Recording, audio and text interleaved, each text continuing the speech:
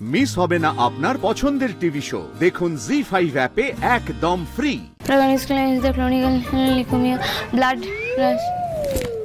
এটা খেয়ে নিন, খেয়ে নিয়ে আবার পড়া শুরু করুন।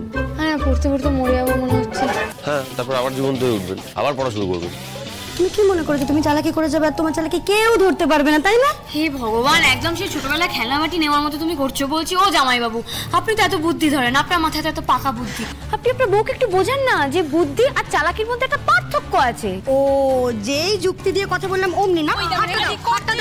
না দাও, না না না বলবে এই হাত ছাড়া হয়ে যাওয়ার থেকে ছিড়ে দাও অনেক। ওরে বাবা না, উফ মাগো, এই বাড়িতে এক একজন এক এক রকম, কাকে যে সামলাই। ভাবলাম বিজয়াদির হাত থেকে আমি নেব, এখন তো হারের জন্য লাইন পড়ে গেছে। কি করছিস তুই? এটা হারের জন্য এইভাবে লাফালাফি করছিস সকলের সামনে? এই শিক্ষা দিয়ে তোকে আমি বড় করে তুলেছিলাম, আমার নিজের মাথা এট হয়ে যাচ্ছে।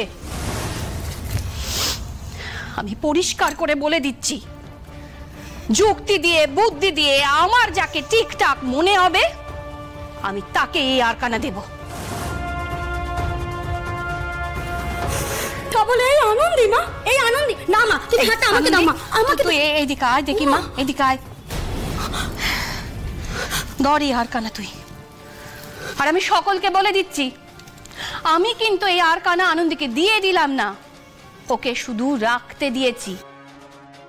দুদিন পরে ওই রাজবাড়িতে মাকে নিয়ে তুই যাবি আর সমস্ত শৈশবদের কাজ করিয়ে ফেরত আনবি, কেমন? নে ধর দেখি এটা, ধর। হ্যাঁ রে মা, আমি একটা কথা না খুব ভালো করে জানি, যদি দায়িত্ববোধের প্রশ্ন আসে তাহলে এই বাড়ির সকলের মধ্যে সবচেয়ে বেশি নাম্বার পেয়ে তুই এগিয়ে আছিস। কিন্তু মা, আমি এই হারটা রাখবো।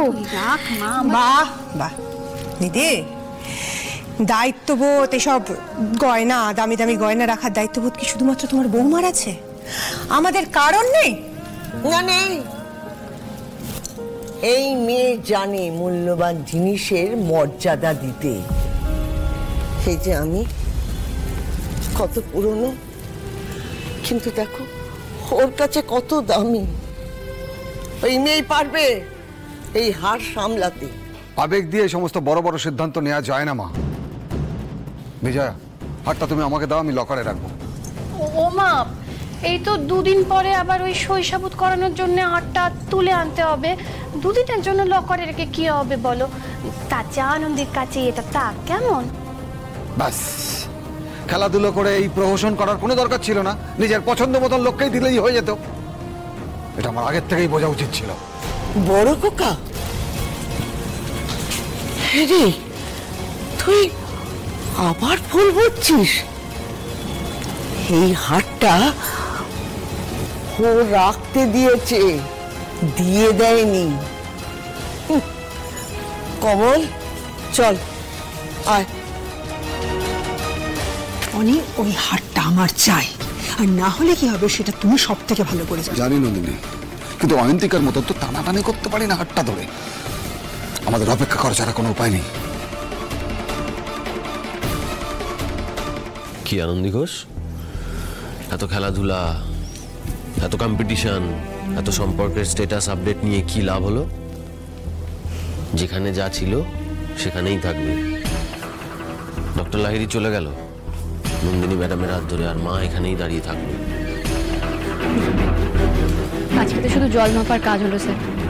জলটা মাপতে গিয়ে দেখলাম মা বাবার ভালোবাসার সম্পর্কে ফল্গু নদী কিন্তু এখনো শুকিয়ে যায়নি, জল কিন্তু তিত্তির করে বইছে। আমাদের না ধাপে ধাপে এগোতে হবে, বুঝলেন ডাক্তারবাবু?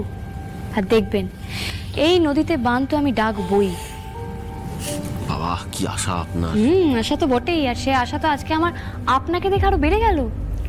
মানে আমার তো আইডিয়াই ছিল না যে আপনি আমাকে নিয়ে এতটা পজিটিভ।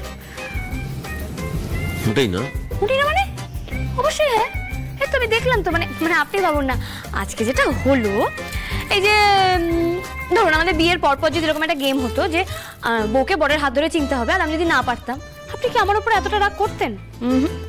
কিন্তু আজকে আমি ভুল করেছি বলে আপনি যে রেগে গেলেন, আপনি তো রেগে গিয়ে লাল হয়ে গেলেন, রীতিমতো লাল রঙের বেগুনি।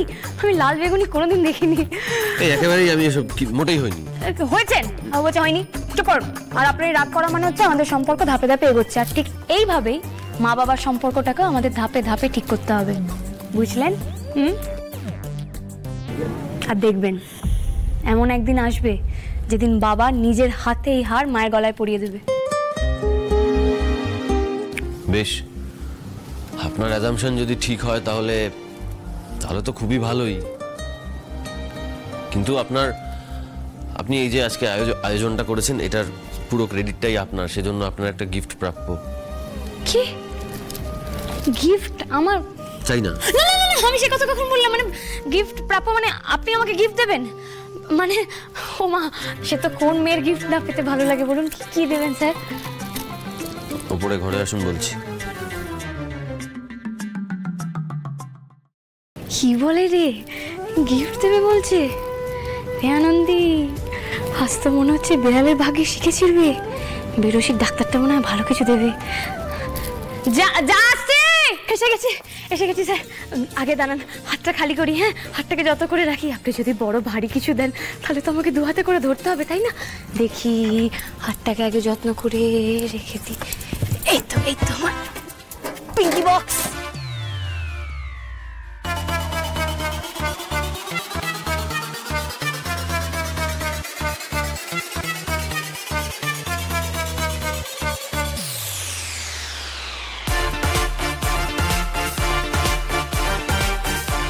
দিন, সরি একটু লেট হয়ে গেল।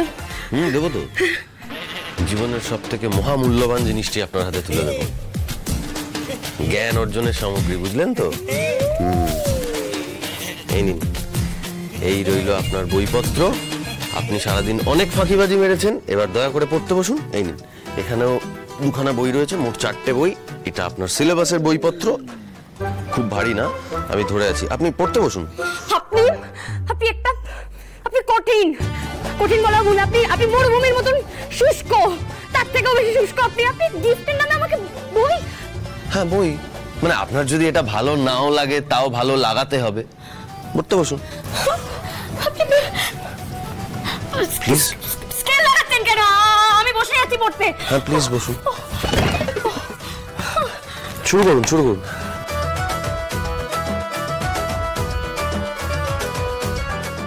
Histological pattern, the best. Prognostic is the chronicle leukemia, blood rush. এটা খেয়ে নিন, খেয়ে নিয়ে আবার পড়া শুরু করুন। হ্যাঁ, পড়তে মরে যাবো মনে হচ্ছে।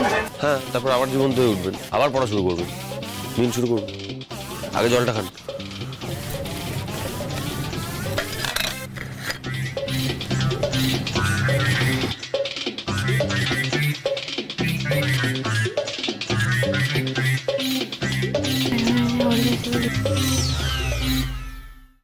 জি5 ডাউনলোড করুন আর সব এপিসোড দেখুন একদম ফ্রি।